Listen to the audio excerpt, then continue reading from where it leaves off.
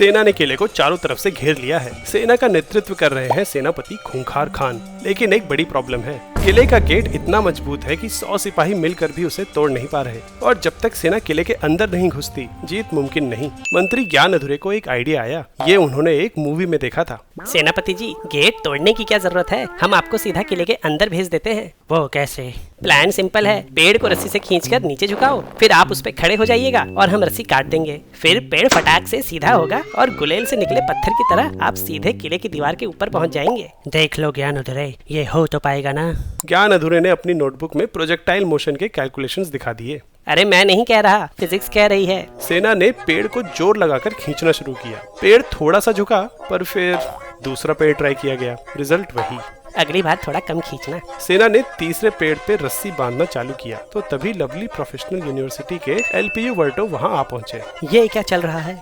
ज्ञान अधूरे का प्लान सुनते ही मिस्टर वर्टो बोले, ये तो नामुमकिन है। जब हम पेड़ को खींचते हैं तो ट्रंक के ऊपर वाले फाइबर्स स्ट्रेच होते हैं और नीचे वाले फाइबर्स कंप्रेस, यानी ऊपर वाले पार्टिकल्स एक दूसरे को पुल करते हैं और नीचे वाले पुश। एक एरिया पे लगने वाले इसी इंटरनल फोर्स को स्ट्रेस कहते हैं, और इसी स्ट्रेस की वजह से पेड़ के ऊपर वाली साइड थोड़ी लंबी हो जाती है और नीचे वाली साइड थोड़ी छोटी। इस रिलेटिव चेंज इन लेंथ को स्ट्रेन बोलते हैं। स्ट्रेस बटे स्ट्रेन को कहते हैं यंग्स मॉडुलस। रबर जैसे मटेरियल्स के लिए ये काफी कम होता है, इसलिए वो आसानी से स्ट्रेच हो जाते हैं। लेकिन लकड़ी जैसे मटेरियल्स में यंग्स मॉडुलस काफी बड़ा होता है, मतलब लकड़ी बहुत स्टिफ होती है और ज्यादा बेंड नहीं होती। जब सिपाही पेड़ को जोर से खींचते हैं तो ट्रंक के आउटर फाइबर्स में स्ट्रेन बढ़ने लगता है, और क्योंकि पेड़ का यंग्स मॉडुलस ज्यादा है तो थोड़े से स्ट्रेन के लिए भी बहुत ज्यादा स्ट्रेस डेवलप होता है। एक पॉइंट पर स्ट्रेस लकड़ी की अल्टीमेट टेंसाइल स्ट्रेंथ से ज्यादा हो जाता है और पेड़ टूट जाता है। पर अगर हम पेड़ को कम खींचेंगे तो तब प्लान दूसरे कारण से फेल होगा।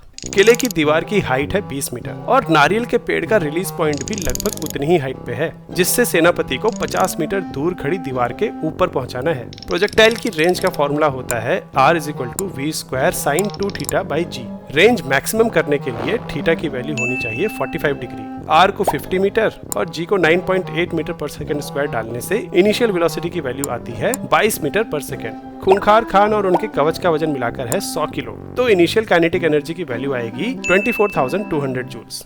तो मंत्री जी, नारियल का पेड़ इतनी एनर्जी नहीं दे सकता, इसके लिए तो एक बड़ा तोप चाहिए। तो इसका मतलब सेनापति किले की दीवार के ऊपर नहीं बल्कि पेड़ के आसपास ही गिर जाएंगे। ज्ञान अधूरे।